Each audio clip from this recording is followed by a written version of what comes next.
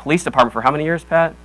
25 years, so you're old too. Yeah. Of course, he's the guy that carries a gun. What am I talking about here? I probably shouldn't insult the guy with a gun.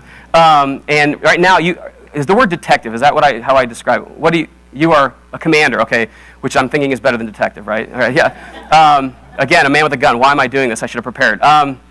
So he's been serving and protecting our community. You felt the protection of this gentleman and served us for so long. So thank you for changing the world and making it a better place. It's Terry Erickson and Karen Miner. Are you two ladies in the room? I know Karen is. I'd seen her walking in. Two ladies who are in the midst of putting together a program. Many of you have been taking advantage of it. Warrior Woman. Those of you ladies who've been, how many ladies have been participating in that? A little bit of applause here. Yeah. Putting this together is a real ministry to ladies. What you may not know is that multiple churches are experiencing the same exact thing along with Grace Fellowship Church. It's actually getting translated right now into Spanish. It's going to go into the Latin American world, and so that's a pretty neat thing that people who, just again, homegrown folks who are making real differences in the immediate world of Mokena, they're making 60448 better, but they're making the world around them better, so thank you for being a difference maker. Where's Josh Miner at? This guy's got a personal friend of mine. Anytime you get really good football stories from either Rick or myself, Coach Josh Miner has been, in many ways, at the root of it. He's our head coach. He gets to tell us what to do, and that's hard for me and Rick, to be told what to do. And he has been a phenomenal example to my son, Jack. Jack's been under his leadership for 2 years. He just finished his 8th grade year, so he won't get to get coached by Josh or myself or Rick anymore. But a phenomenal example of how a man should carry himself, how he should be a husband, and been a great example to Rick and myself, a great leader. And he's a server, and absolutely love him for that. So you honor us and our church and our family by being here today. Thanks, Coach Josh. Gary and Debbie Gossett, I see you two right here. Many people might know, if you've been at Grace Fellowship Church for a while, you'd know they've touched your life. They've been especially asked as mentors of Craig and Ange Ashley, and they're here today being recognized for the way that they live their lives and the way that they love each other, the way they serve, and we're recognizing you today for both being world changers. Thank you for doing that and being that way. Mike Gutzwa, recognizing Mike today, he's got a handful, I think. He's got a baby daughter right there in his hands. Mike Gutzwa, many of you know he may be here in our church. He is one of our worship leaders and just a great guy. Being recognized for his mentoring, Michelle Scott made sure that his name was brought into this hat because just the example and the constant leadership and training that she has received from him. So we recognize you as a world changer in a whole lot of ways. Is Abby Hamill, looking for Abby Hamill, is she in the room today? I know she, okay, here we go. Abby, apparently you are a world changer as well. She's been recognized by Debbie as a trainer, Debbie Battistoni as a trainer at Fit After 50. Is that correct? Are we right about that? And certainly for great reasons, Debbie Battistoni has said the way she trains, the way she carries herself, the way that she lives her life, it's having an impact. So we recognize you for changing worlds. Thank you for making lives better. Krista Makarowski, are you in the room? Is Krista Makarowski here? Is she downstairs? She's been in education for a long time. She happens to serve in our kids' ministries, but she's been in education for many years, and she's down serving kids today, which is a great thing. Janine Tustin, also, how long have you been in education? I know you've been with kids and stuff like that, but how long ago did you start teaching? 13 years? Been changing lives, little kids day by day, and so we're grateful to you. Actually asked the guy right next to her, stand up. Rick Tustin, who we get to experience as on the pastoral side, but has been an educator at Hillcrest for over a decade. 18 as a teacher overall. And we get to see some of the pastor side. We get to see some of us get to see on a coach side, but he's been a difference maker in so many different levels of his life, and so we recognize you for changing worlds today. Is Melanie Palmer in the room? Melanie Palmer. Why don't you stand up? Melanie Palmer is a counselor at Joliet West and has been changing lives for a while now and impacting people. I know she's a coach there as well. Getting ready to get married, by the way, on New Year's Eve. Yeah, good stuff. Yeah, good stuff. So her life's getting ready to get changed, and she's been a part of that. How long have you been serving in the education field? 10 years now. Okay, so thank you for changing worlds. Is Steve Sack here? Steve Sack, is he in the room? His family. I know he served in the military. I'm not sure which branch in the Navy. Served in the branch, and so we want to recognize him. Eric Miner Sr. Is Eric here? Eric, what branch did you serve in? Air Force. Okay. And when was that? I guess we're finding out how old you are too. Yeah. Yeah, they had airplanes then and stuff, and boats and whatnot? Yeah, I guess so. Yeah, it's good. Spiro Petros would stand. I know Spiro served in the Navy, and you did it during the 60s or 70s? 59 to 63. Yeah, and obviously served as a Chicago police officer for several decades, correct? 37 years. So serious protection of our world. The thing is, what we don't know is we don't know it, right? We don't see what's not being threatened because people protecting. So thank you for changing and protecting the world. Mike Mackey. Is Mike Mackey in the room? Mike Mackey, what you served in what branch, sir? In the Marines. And when did you serve? 82 to 86. Again, people who are serving, we don't necessarily every day see their protections because the protection is there. So thank you for serving and protecting us. Bob Leib. Is Bob here today? Bob, you served in what branch? In the Army. And how long did you serve? 11 years. So serious stuff going on. Bob Leib, thank you for serving. And he also is a counselor today through Morning Star Mission and serves and continues to better the lives of the people around him. Is Bill Hosh in the room today? I know he served in the military as well. Bill, what branch did you serve? Army. In what years? 61 to 63. So thank you for serving. John Churchill. Is John, what branch and when? 98 to 06. And did you serve are you a veteran? Is that true? In Iraq. So thank you. Thank you. Is Dave Evans in the room? I know he served in the military as well. Maybe he's not in the room. Steve Soik, are you in the room today? What branch did you serve in, sir? You didn't. Oh, you're a police officer. That's right. You're a police officer. What? That's right. Serving and protecting. How long have you been doing that? 23. What municipality are you at? At Oakland. So thank you for protecting us. Make sure here I'm getting everybody. I know Lori Variali she's serving down in our kids ministries, but she's a teacher at Sandberg and has been working in education for almost a decade now, I believe. Joe Ranieri. Is Joe Ranieri in the room? He's been training and growing people for decades now as a personal trainer. Dan Stinnett, are you in the room? Dan is if you get a chance, if you get more than 30 seconds with him, you're going to find more energy in that 30 seconds probably than in most people's day. Dan serves not just young people but adults, but his primary ministry is the Hub in New Lenox and has served kids there it's going on probably 4 or 5 years now, right? Yeah. So thank you, Dan, for being a world changer. I know Allie Jakubek and Kyle Jakubek. You two are in the room. They were teaching downstairs with our kids ministries. Both the Jakubeks have been in education for 12 years. For Kyle, 10 years. Okay. Kyle is at Bolingbrook High School. Allie is at Lincoln Way East and has been serving there. And both of them served at East for one point. In fact, I think that's how you guys met, right? Working at East together. So being in education pays off. You get to find the person in your life. But so thank you. Is Amanda Freeman? Where's Amanda? Is she in here today? Amanda, how long have you been in education? 8 or 9 years. Okay. Well, thank you for serving. And now, there's so many people who are changing so many parts of our world. These are the people who have been recognized, and we want to thank you.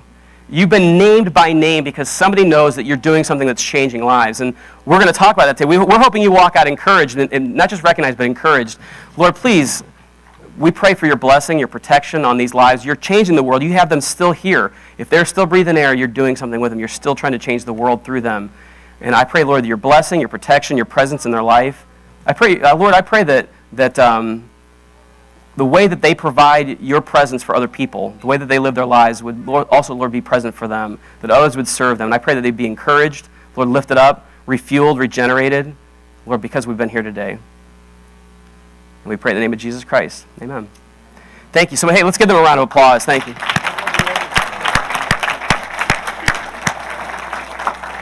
Now, listen, those of you who we just recognize a bunch of people. Did it at the 9 o'clock service today. It's been great. We love being able to love on people, and that's really some of the DNA of the church. You may walk in and say, what on earth, did they just ask me because they're trying to be polite? I don't feel like a hero. I don't feel like I'm changing worlds. I'm just trying to change my home. I'm just trying to change my street. I'm just trying to change my classroom, the field on which I coach. I don't feel like I'm a hero, but I want to encourage you guys today that you are a hero. You are heroes, and we're going to talk about that today. How many of you guys, those of you who are changing worlds, trying to be heroic, how many of you guys have ever had a bad day? All right? Yeah, just because you're wearing the uniform, right? You're wearing the uniform that's got World Changer written on across it, and your name tag is with your little World Changer name on it. Just because you're wearing that uniform doesn't mean that you don't have bad days. We have bad days. We have hard days, and in fact, that's why we're here today, to talk about how do we get our way through those kind of things. If we're going to be changing the world, we're going to face difficult days. You know, when the numbers aren't going like we think they should in whatever organization we're serving, if that kid is acting up in that class again, okay, when you're having that kind of a day, you know, maybe when we walk off the court or walk off the field where you coach and it ends up in a loss, and you begin to ask yourself the question, man, that's kind of a, did I fail? Did I blow it? Maybe when you're reminded of your humanity, your fallenness, your imperfection. Maybe you're reminded sometimes when you come up with somebody who probably started in the same field or about the same age as you, and you come up and you see that they're now a gazillionaire. Or you see that they're receiving a lot of notoriety in your field, and you're like, I still haven't got my first magazine cover. What's going on with me, right? You begin to compare yourself to other coaches, teachers. You fill in the blank. When we experience these kind of frustrations and begin to feel a little bit like failures because of those kind of things, when the classroom, the field, or those comparisons make us feel like we're not as good as we should have been, we haven't given everything we had, or we haven't had the lucky breaks, whatever that might be, whatever feeds into that kind of thinking, we often start to do what I like to call the leadership death spiral. We start to think like this. We start to question why we're doing this. We start to question that. We ask ourselves, if I was not in this role, okay, doing a little what-if thinking, if I wasn't in this role, would people even notice a difference within a week? With the kids that I serve, if some other teacher came in here, would they a week later really even register any difference? Would these people be better off if I weren't here? If I wasn't coaching it and somebody else was, would they be better off if I weren't doing this? This is the leadership death spiral. We start to ask ourselves and scrutinize every little thing about ourselves. We do our own George Bailey. Anybody ever done that? You know, I kind of wish, I'd like to know what it would be like if I weren't alive. It's George Bailey.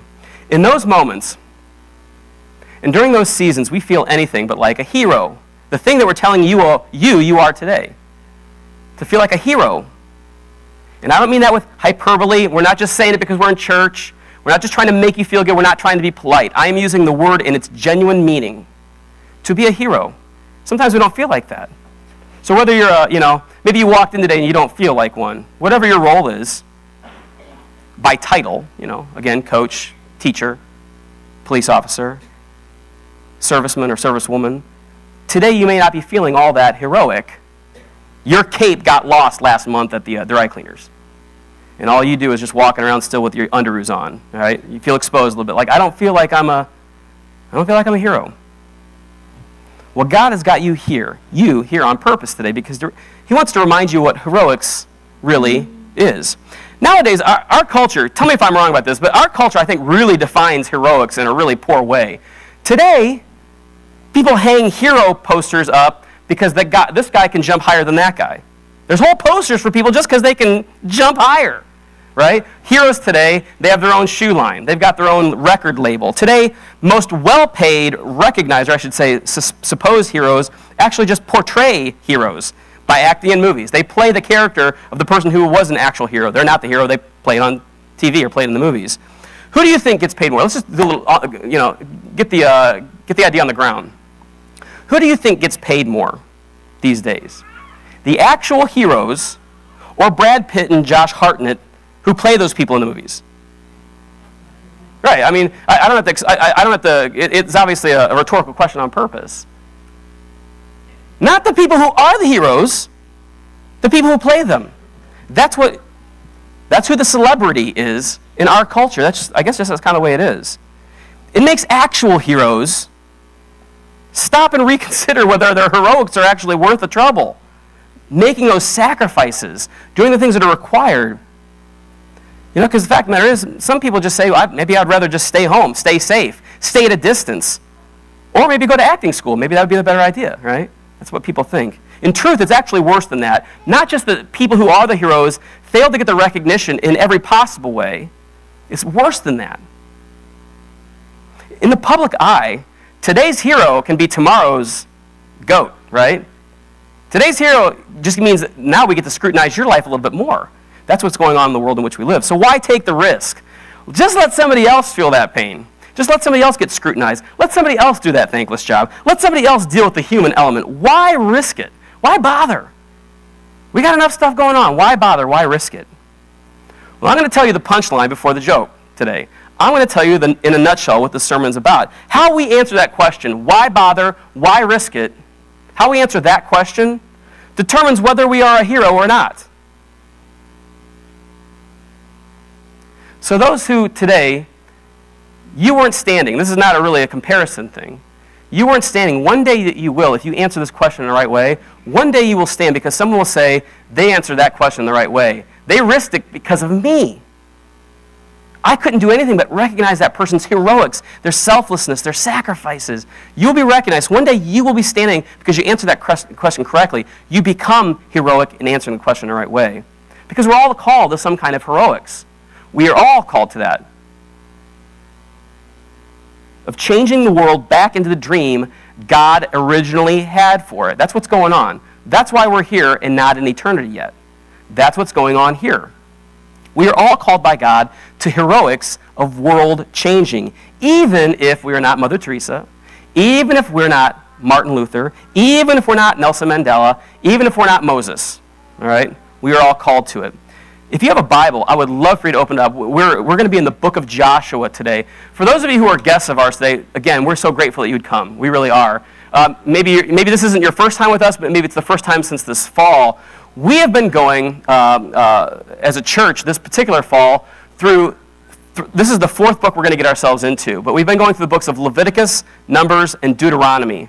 For most people, that's just another word for, wow, that's boring. All right? We've been working ourselves as a church through those three books, ultimately to land in this particular book, the book of Joshua. We've been going through the Torah over the course of the last 2 years. We started off in Genesis. Oh, it's new, it's fresh, it's exciting new language about God. Exodus, it's got the excitement of Red Seas parting, people leaving Egypt and slavery, all kind of fun stuff. Most people avoid Leviticus, Numbers, and Deuteronomy because it's just like, it's dusty, deserty, confusing stories. We've been working our way there because God, from the beginning, wanted his people to become a promise, and he would need to get them to a platform to do that. He's trying to bring them into the land of promise. We've used the phrase, even if we didn't know why, the promised land. God's trying to get them into the land of promise so that's the platform for them to be a blessing. Well, they're on the doorstep. They're on the doorstep. 40 years since they've left slavery in Egypt, and here's where we pick up. Something has happened. Something actually gigantic in their life has happened. Joshua chapter 1, verse 1. After the death of Moses, the Lord's servant, that's a big story right there. We all know Moses is dead today. That was news to them then. Moses has led them through this whole time for 40 plus years. After the death of Moses, the Lord's servant, the Lord spoke to Joshua, the son of Nun, a guy named Josh, Moses' assistant. Boy, that's about as unmasculine of a title as possible, right? He's Moses' assistant, all right? This guy, there's something that's going to have to happen in him to be more than simply an assistant when he's leading a nation. The Lord spoke to Joshua, the son of Nun, Moses' assistant. He said, Moses, my servant, is dead, Josh. Therefore, the time has come for you to lead these people, the Israelites. The time has come for you across the Jordan River into the land I'm giving them. I promise you, God says, I promise you what I promised Moses.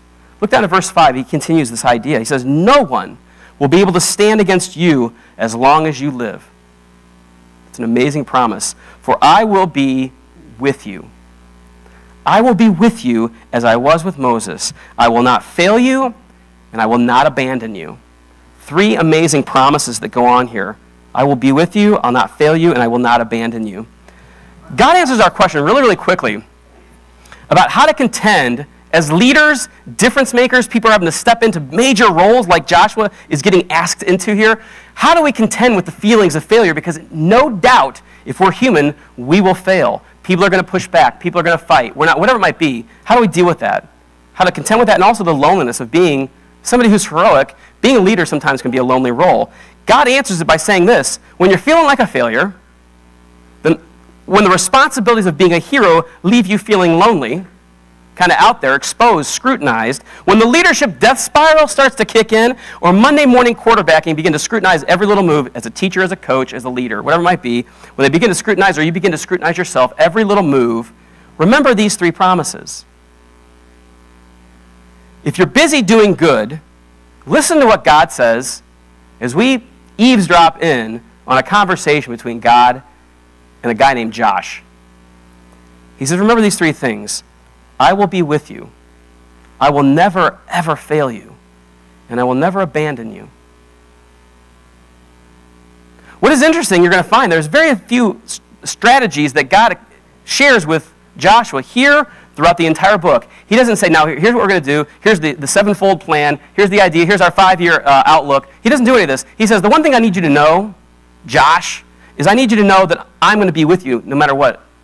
You'll figure these things out as we go. I'll talk to you about some of these things, but you're going to trust that I'm going to be with you no matter what, and I will never leave you. I will never fail you. The great Moses had been around for Joshua for 40 plus years. Joshua had never been a leader without him. You've got to remember what's going on for Josh. Now Moses is dead. He can't rely on Moses for pick-me-ups, for pep talks, or reminders of his purpose. He has no Moses to depend on that for anymore. He's got to be the new Moses. God, recognizing the heroics he had called Joshua to, knows this guy needs to be explained. There needs to be this brand new, or at least a growing, a burgeoning, new an inner world relationship between him and Joshua. It's got to be forged there. Those of you who are world changers, I can give you one certainty. If you want your life to last beyond the doing of it, that class, that game, that lesson, that sermon, that act, if you want it to last beyond that moment, it will have to be coming from a relationship that lives within the eternal, that is God himself. He's like, this is going to have to be a relationship. You're going to figure out strategies. You're going to be doing things here and things there. One thing you need to know, it's got to be rooted in me. Every day before you step in front of your team, your class, whoever it might be that you have to step in, you're leading. You're changing their world. I would encourage you just to simply do one act. Maybe you already do it, probably do, and that's just to pray. God, please enter this place. Lord, use me. Lord, help me to change a world that would last beyond this one lesson, this idea. What he doesn't ask Joshua to do is put on a cape and fly across the Jordan River and act all Superman-ish. He doesn't ask him to put on some kind of a helmet and to run through the walls of Jericho to make it all crumble. He's not going to ask him to be superhuman. He's not asking him to do that at all. He says, I want you to operate every day knowing one simple thing. I'm always with you. Okay, hold on. Before I go any further, I want to make sure this is registering for all of us. This is not just a word to Joshua. This is a word to us. Today on Sunday, November the 10th, I am with you. He is saying this with your name, your heart, your calling. I am with you. I'll never fail you. I will never, ever abandon you. That's a big promise when you begin to register it, especially if you've lived life enough. Because it's time when I felt like people have abandoned me, failed me, left me short, because I've done the same thing to them. It's an amazing promise for him to say that to us. In fact, this phrase, I will be with you, the starter phrase, may very well be the subtitle of the Bible. If there could be like, the Bible, I am always with you. That would be the subtitle of the Bible, I believe, because you see it woven through both Testaments. You see it in almost every single book. It's in every strata of the Bible, this notion that God's constantly promising, I will be with you, I will be with you, I will be with you. It's a promise. It's a beautiful promise. His presence to deal with failure, loneliness, both in and outside of leadership. Next, he says, I will never fail you. Those of us who've been going through this Torah study here at Grace, we've got to remember something, why this is such a big promise to Joshua.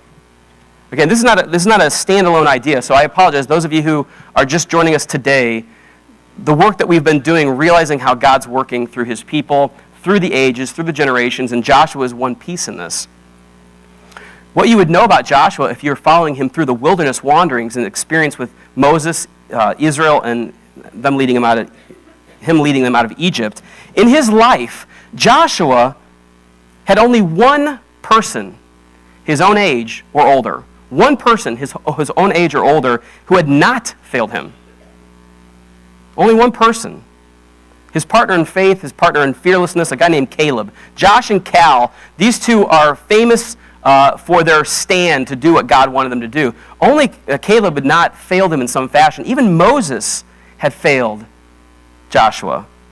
Everybody had. Think about it.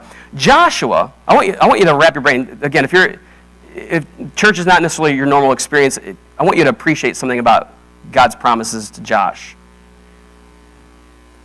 Joshua is not even supposed to be doing this job. This is not Joshua's job, leading Israel into the land of promise. It's not his job originally. I told you a moment ago that God had called him to do it, but that's not the same thing as saying he was originally called to do it. Whose job was it originally to lead the people into the land of Israel? Moses' job. This is Moses' job. But Moses, because of his own fallenness, his own brokenness, made a decision that left him on the outside of the land of promise. It is his calling, it is his job to have taken the people from slavery through the wilderness and into the land of promise, and his own failure left that gap wide open. Now Joshua, whose job it was not, gets called into the role. He gets called from the bullpen. Call in the lefty. Get Josh over here. He was filling a gap.